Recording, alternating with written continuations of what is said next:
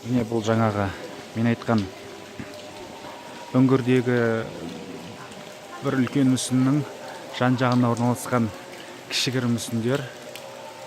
Бұның бәрі құлақтары үлкен, өздеріңіз байқағандай, яғни бұл Будда дінінде құлағы үлкен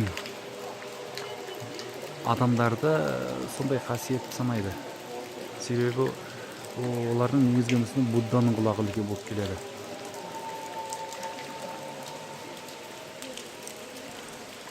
Міне қараңыздар.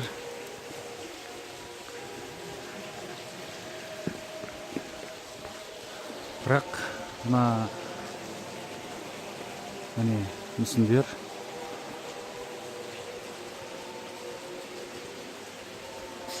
арасында өздері қасиетті санайтын, құрмет тұтатын айдаһарлардың да бар.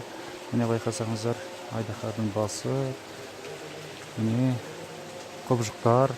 Ал мына мүсінде бір менің таң қалғаным фашизмнің, біз білетін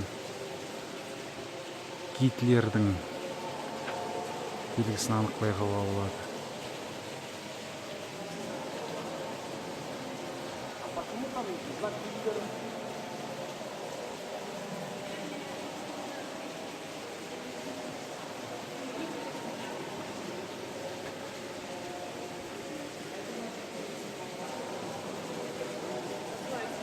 Мұның бәрі шын адамдар деп ойлап қалмаңыздар, бұның бәрі қолдан жасалған мүсіндер.